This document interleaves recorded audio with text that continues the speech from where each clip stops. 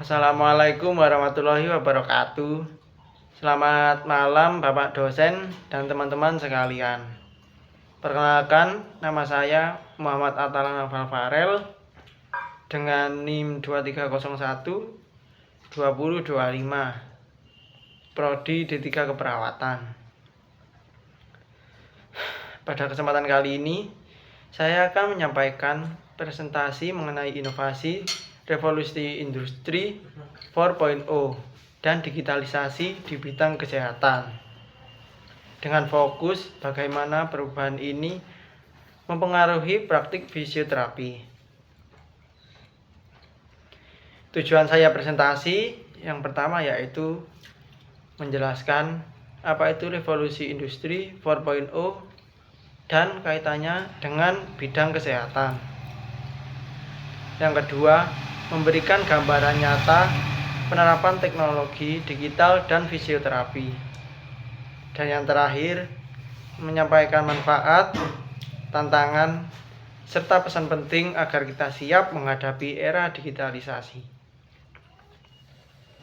Selanjutnya, gambaran umum revolusi industri 4.0 dalam kesehatan.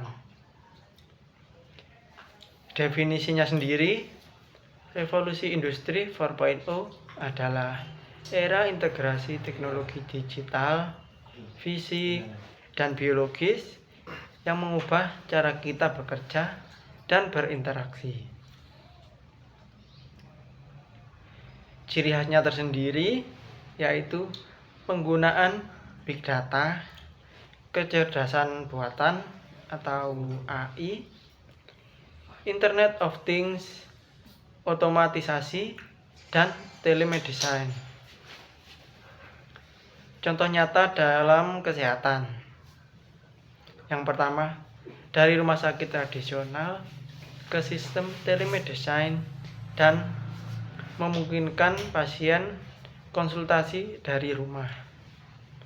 Yang kedua, rekam medis elektronik atau EMR yang menyimpan data pasien secara digital sehingga bisa diakses lintas fasilitas kesehatan. Transisi, kalau di bidang medis secara umum sudah terasa manfaatnya. Bagaimana dengan bidang fisioterapi? Mari kita lihat lebih dalam.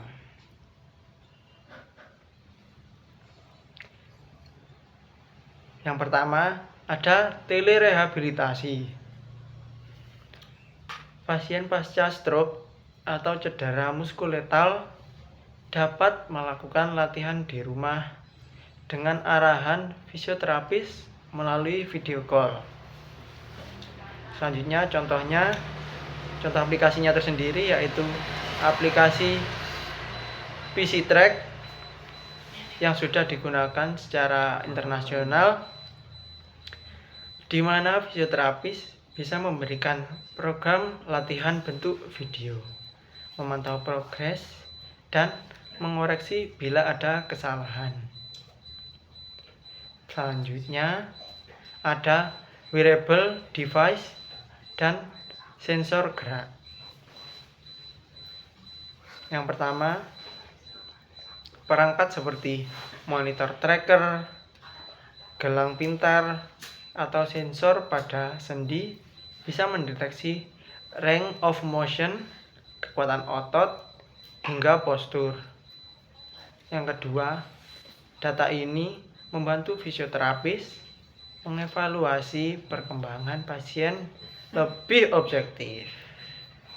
Contohnya, pasien rehabilitasi lutut setelah operasi ACL memakai sensor untuk memantau sudut fleksi dan ekstensi lutut secara real time.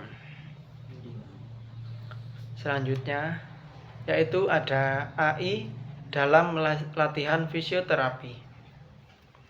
Yang pertama, aplikasi berbasis AI dapat memberikan feedback otomatis bila gerakan pasien salah. Yang kedua, misalnya aplikasi kamera smartphone yang mendeteksi apakah pasien sudah melakukan squat dengan posisi lutut yang benar. Selanjutnya, virtual reality atau VR dalam rehabilitasi. Yang pertama, digunakan untuk pasien dengan gangguan neurologis, misalnya pasca stroke atau Parkinson. Yang kedua, VR memberikan simulasi lingkungan interaktif yang memotivasi pasien bergerak dengan lebih menyenangkan. Transisinya, dengan adanya inovasi ini, tentu ada manfaat yang besar yang bisa dirasakan baik oleh pasien, fisioterapis, maupun sistem kesehatan secara keseluruhan. Selanjutnya, ada manfaat digitalisasi dalam fisioterapis dan kesehatan. Yang pertama, bagi pasien, aksesnya lebih mudah, terutama untuk mereka yang tinggal jauh dari fasilitas kesehatan. Terus, efisiensi waktu dan biaya karena tidak harus bolak-balik ke rumah sakit. Dan yang terakhir, motivasi lebih tinggi dengan adanya aplikasi interaktif dan VR. Selanjutnya, manfaat bagi fisioterapis.